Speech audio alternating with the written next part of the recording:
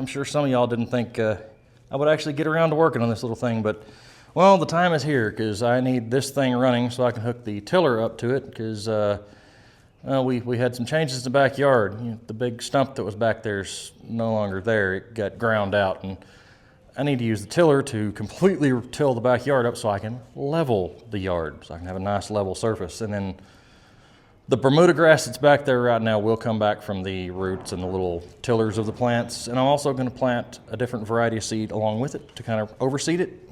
So yeah, I need this running though to do the first part of the job, which is the tilling. And yeah, let's dig into what I've gotten done so far. It looks like a giant mess right now because the spaghetti noodle wiring harness on the ground, but yeah, it's actually not that complicated. It's a diesel engine. It really doesn't need anything to run. It's got a mechanical fuel shutoff, so I need power from the battery, which I'll steal off of that lug going to a key switch up there, and hot from the key switch going down to the solenoid when I turn the key over to start. Simple. And I've got a key, where's my switch? It's somewhere around here. Just a plain it's technically a 3-wire. It's got battery, ignition, and hot, or whatever they call it. It's a 3-wire Chevrolet starter, so it's simple. That's what's going on here. But as far as the rest of it, I'm just gonna pull the harness back for now. I will go through and figure out what my charging system is and if it's even working later. If the charging system is not working, I plan on getting a little alternator. As I found out, I think it's, I'm not even gonna quote it because I know I'm gonna be wrong. One of the John Deere diesel lawnmowers that they made back in the 80s had a little itty bitty alternator on it. And this has a pulley under that front cover there. So I can technically put an alternator on this thing. I'm also gonna pull this panel down here off, and I'm gonna put headlights down there as well as work lights and that screw hole right there. And then I'm gonna put work lights on the back end as well. So yeah, that's the plan for now. The muffler is currently off. I took it over to Dad's shop. He's got a welder over there, and he's a lot better at doing fine exhaust work than I am. We're going to actually take an old International Cub muffler, one of the small Cub mufflers, and put in place of that homemade stack that was on. It's still going to be an exhaust stack, but it's going to be an actual damn muffler now, not just a hollow piece of pipe that looks like a muffler that was loud as shit. So, yeah. Getting there. I'm going to continue taking the wiring harness loose and putting some new wires in place of them.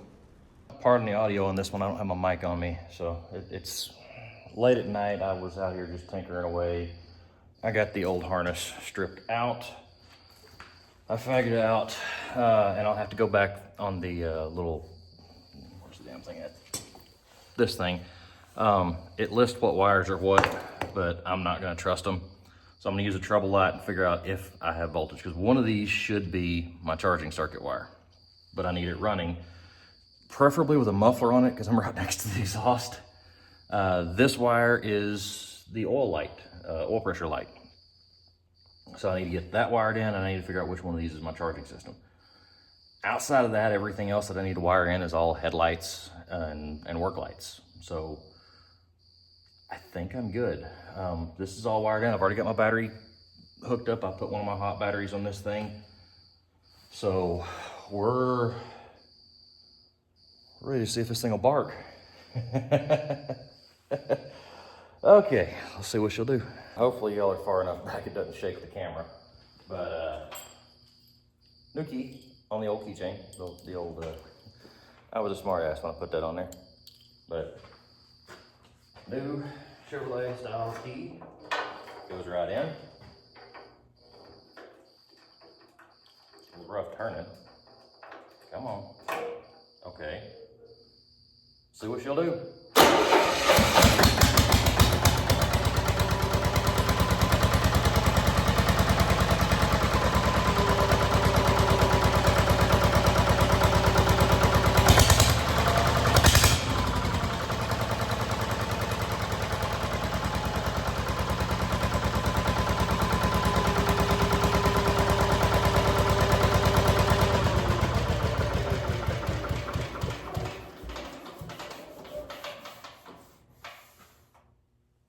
It runs.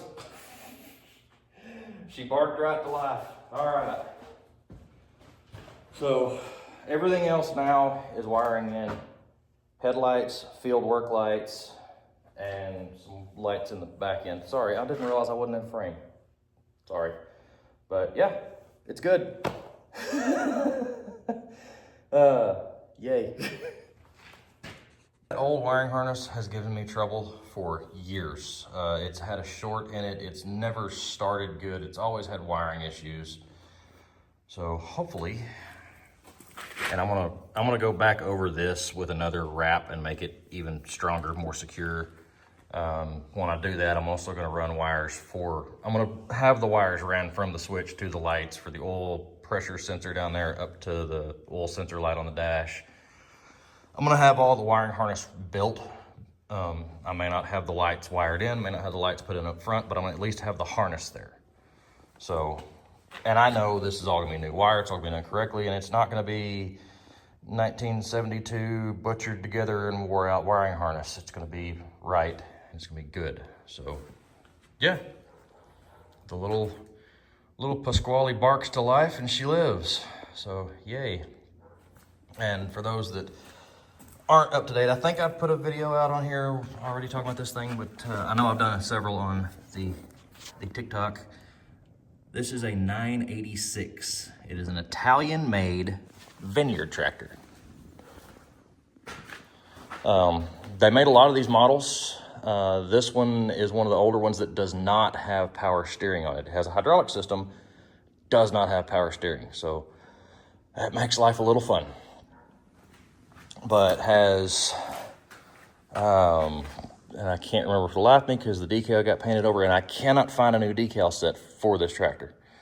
I believe it has 3 ranges, possibly 4, I can't remember off my head. That should be A, B, C, D. Yep, it has 4 ranges. As well as, if you can kind of see that, that's your gear shifting pattern. So 9 speeds and 4 ranges. This thing will scoot in high gear, and it also barely crawls along in low gear, which is great. I've feelings of some old men at the Antique Tractor Club when I kicked their butt in the slow race with this thing. It is great for that. So yeah, one of these days I do eventually need to find some new tires. These are starting to get a little worse for the wear. They're a little weather cracked. I think these are actually the original Goodyears to this. I don't know if y'all can read that. They're a 650/16 ag tread tire. Some of these I've seen have like a golf course, like a turf tire on them, and some of them have big, wide flotation looking tires on them. This one just happens to have skinny ag tread, like a miniature row crop tire on it. So I like it. I have seen some of these with duals on it. I do not plan on putting duals on this one with it being a manual power steering tractor. No, it's hard enough to steer as it is. But aside from the tires, I also need to either try to repair the steering wheel or pick up a new one for it. I hadn't made my mind up there.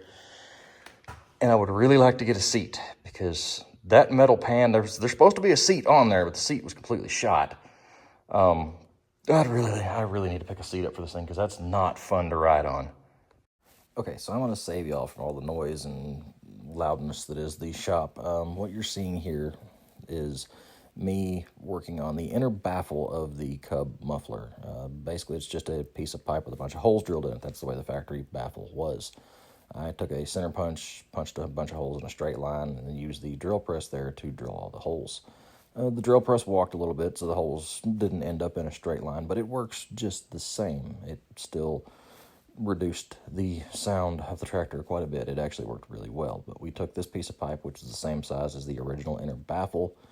We did what I'm doing here and then slid it up inside the old muffler housing because it was a used muffler and welded it in place, and it worked great. Welcome to day 2. I've already got a lot of work done. Sorry. The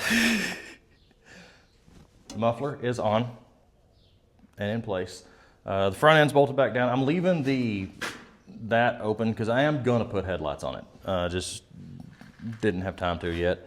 And I actually just got through running it and testing the wires down there. And yeah, I don't have any form of charging system. So I'm out of luck there. I'm gonna have to find an alternator and put on this thing. Also, I have a seat now. I haven't had a seat on this thing since I got it, and it's been very uncomfortable.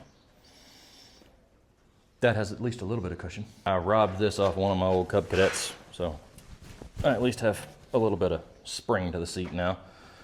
But yeah, it's all buttoned back up. I had to adjust my rear fenders and seat pan. I actually had to move them out. You can see where it's set before. That's where it was. You can see the dirt mark. Had to take the bolts loose back here, and there was 2 bolts underneath there. Slid that out. It now has 4 bolts on the bottom piece holding, and then of course the bolts for the seat itself. But I have a switch ran. I had a wiring harness kit for an LED light set. I went ahead and ran the switch, and I was going to run the lights up there and back here, and I'll mess with that later. I need a charging system on this thing before I work with lights. So I have no charging system, so I'm not going to worry about lights right now. But yeah, everything's looking good. I ordered a little rain cap for it, so I'll have that. But yeah, the spaghetti noodle mess of troubled wiring is gone. It is simplified and easy.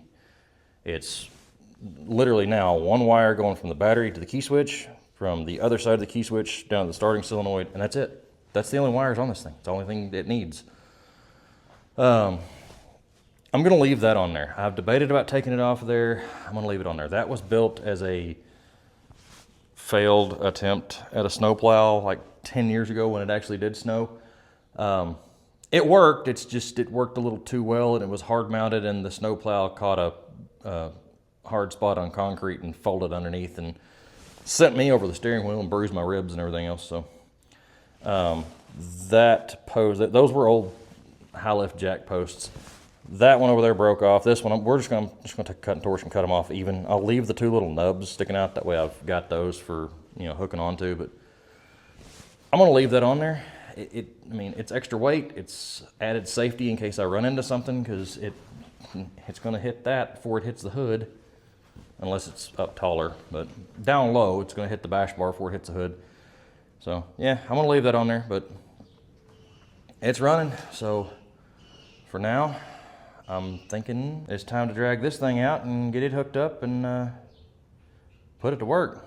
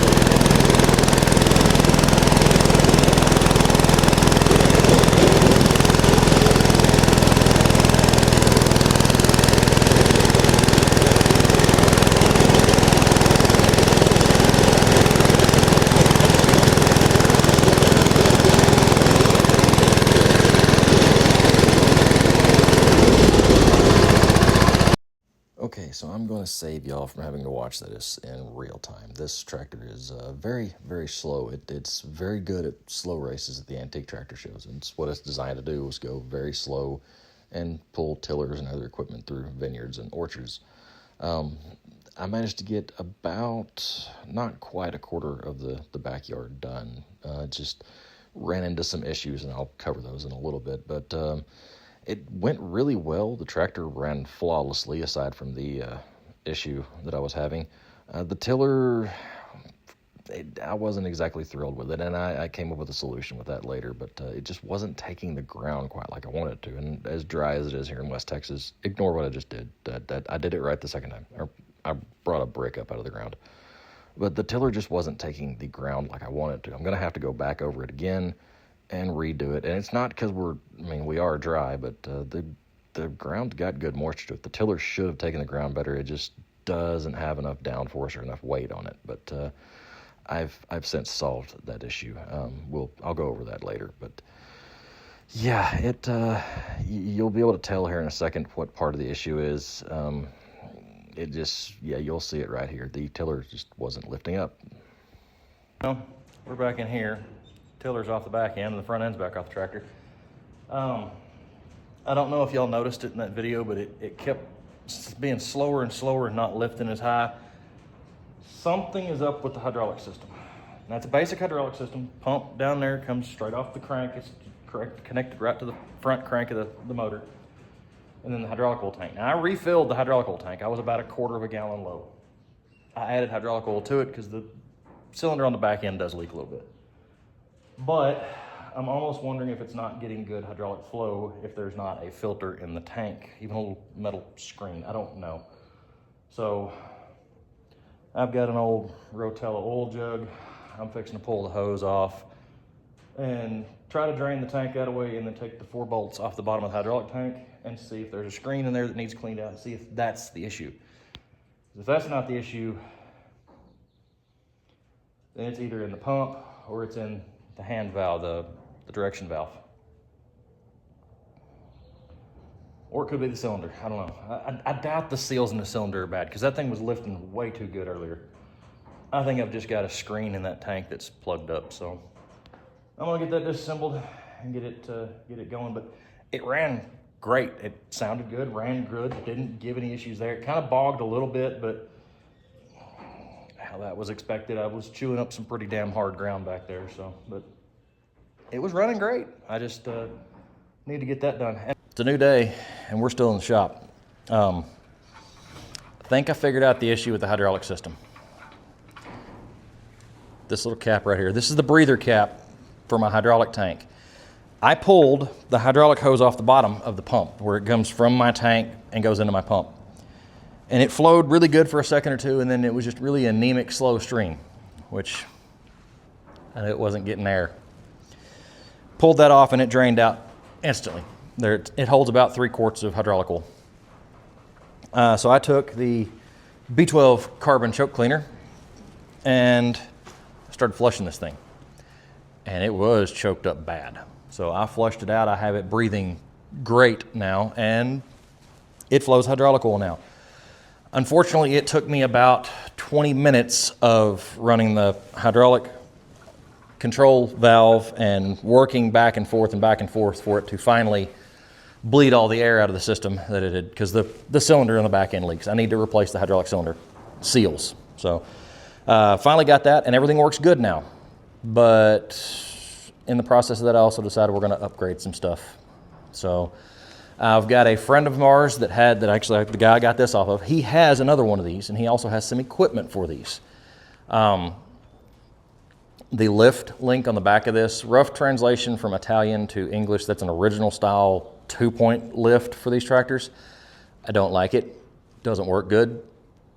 There's no equipment that I've ever seen that runs that, and I have a bunch of Category 1 equipment that I plan on using this thing for, so we're going to do away with that.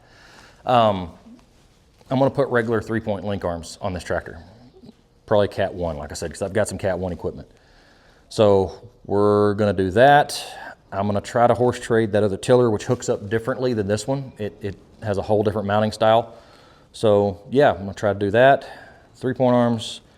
everything else. And there's a few other things we'd like to get done in the near future. But for now, that's part 1 of this video. I'm gonna call the ball on that. Y'all can see the rest of this in part 2, so stay tuned for that.